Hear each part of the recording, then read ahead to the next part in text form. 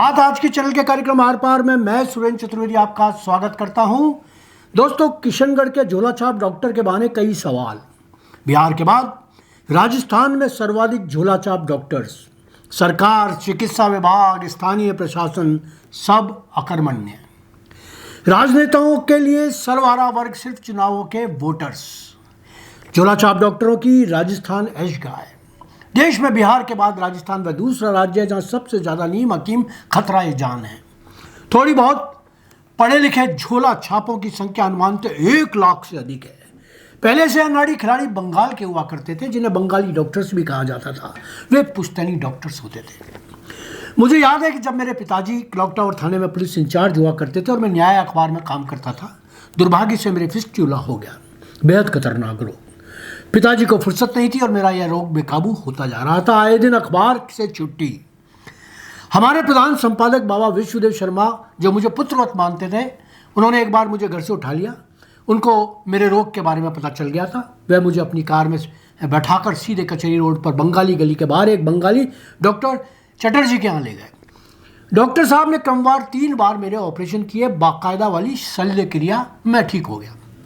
आज जब झोला छापों की खबर सुनता हूं तो डॉक्टर चटर्जी याद आते हैं।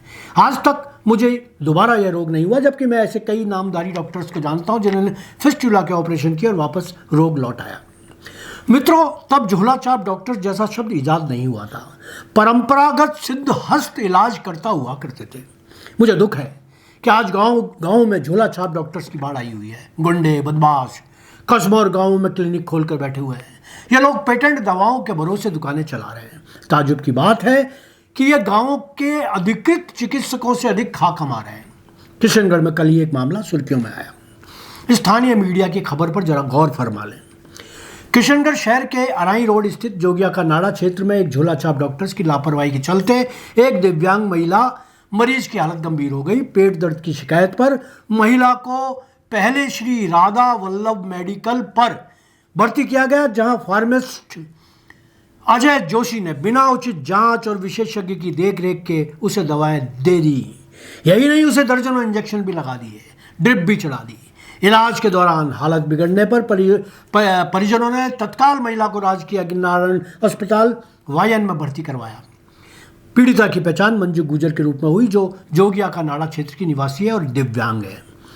यज्ञनारायण अस्पताल में फिलहाल उसका इलाज जारी है।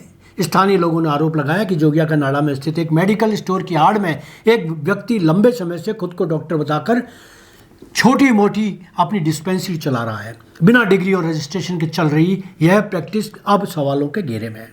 सूत्रों के अनुसार क्लिनिक संचालक और वाईएन अस्पताल के एक डॉक्टर के बीच मोबाइल पर बातचीत हुई, जिसमें झोला छाप डॉक्टर खुद को बचाने और मामले को शांत करने की कोशिश करता सुनाई दे रहा है। इस घटना ने चिकित्सा और स्वास्थ्य विभाग की कार्य प्रणाली पर भी सवाल खड़े कर दिया है। ग्रामीण और देहात क्षेत्रों में सक्रिय झोला छाप डॉक्टरों पर अब तक कोई सख्त कार्रवाई नहीं होना चिंता का विषय बना हुआ है। क्या विभाग पर कोई राजनीतिक या अन्य दबाव है जो ऐसे मामलों पर आंख मूंदे हुए है? मित्रों, यह कोई एक दिन की खबर नहीं।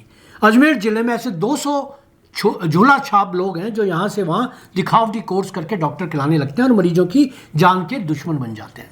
दुख की बात तो यह है कि न सरकार इन झोला छापों के विरुद्ध कोई पुख्ता कार्रवाई करती है, न चिकित्सा विभाग। जिला प्रशासन से तो वैसे ही कोई उम्मीद नहीं करनी चाहिए। सर्वहारा वर्ग के मरीजों की राजनेताओं को तो तभी याद आती है जब वे मतदाता बनते हैं। बाकी दिनों में तो उनका जीना मरना तड़पना कोई मायने नहीं रखता। आज इतना ही। धन्यवाद।